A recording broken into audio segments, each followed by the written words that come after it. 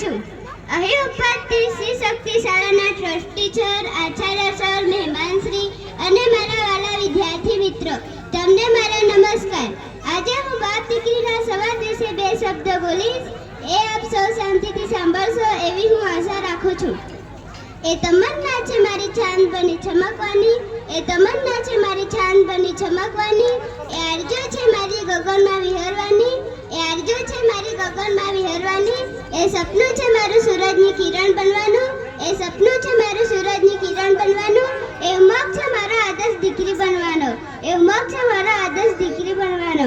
દીકરી નાની હોય કે મોટી હોય, કેજીમાં ભણતી હોય કે કોલેજમાં કુંવારી હોય, કન્યા દીકરી તો છતાંય દીકરી જ છે. નાનપણમાં પિતા સાથે ચપ ચપ બોલતી હોય, માતાનું માન રાખતી હોય, ભાઈને ભાળવવા ના મૂકે, બહેન સાથે વાતો ભરાવતી હોય, શેરીમાં ચીપલા ઉડાડી નાખતી હોય, પરંતુ દીકરી મોટી થાય ત્યારે ગંભીરતા ધારણ કરી દે છે. સહેલીઓ સાથે આમ તેમ મલકાતી હોય, જ્યારે તેને ખબર પડે છે કે મારી જાનના ગામમાંથી શેરીમાં આવી છે, ત્યારે તેને વિચાર થાય છે કે મારે આ વહાલો દરિયો છોડીને પારકાને પોતાના કરવા છે. પિયરના તમામ સંબંધોને હૃદયના ખૂણે દબાવી દે છે.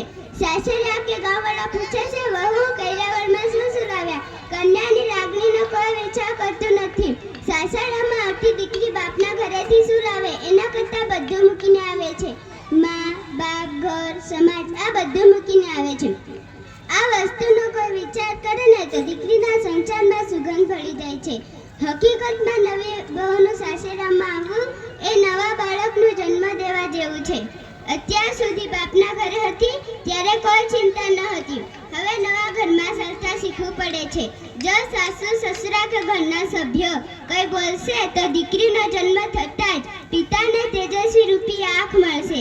તે પિતાના દિલમાં છુપાયેલી છે. પ્રકૃતિએ પુરુષોને રડવા માટે કોકણી આંખ આપેલી છે. દીકરીની વિદાય વેળવવામાં આ કોકણી આંખ રડે છે. ત્યારે બાપ ભૂડો લાગે છે. સાસરામાં આવતી દીકરી પિયરમાં કઈ લેવા નથી આવતી, પણ પિતાની ખબર લેવા આવે છે. આર્થિક સ્થિતિ જોવા આવે છે કે વાંધો તો નથી ને. આમ દિવસોમાં હજારો કામ થઈ જાય પણ દીકરી પિતાને નથી ભૂલતી. કોઈ વાર પતિ એમ કહે કે તારા પિતાને ફોન કરી ખબર અંતર લઈ લે છે, ત્યારે દીકરી રાજી રાજી થઈ જાય છે. તે પતિને પરમેશ્વર સમજે છે.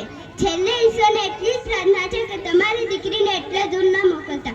શિયાળાની કડકડતી ઠંડી હોય, ચોમાસાની મેઘની રાત હોય અને પિતાના છેલ્લા શ્વાસ હોય ત્યારે પિતા એમ કહે કે મારી દીકરીને તેડી લો, મારે એનું મોઢું દેખવું છે. આ પૃથ્વી પર દીકરીના મા બાપ છે અને મારા કોટી કોટી વંદન. આ અનમોલ રત્ન છે દીકરી. गगन की शोभा सितारों से होती है, गगन की शोभा सितारों से होती है, नदी की शोभा किनारों से होती है, नदी की शोभा किनारों से होती है, पुष्प की शोभा सुवासों से होती है, पुष्प की शोभा सुवासों से होती है, घर की शोभा बेटी से होती है, घर की शोभा बेटी से होती है. अस्तु. जय हिंद, जय भारत.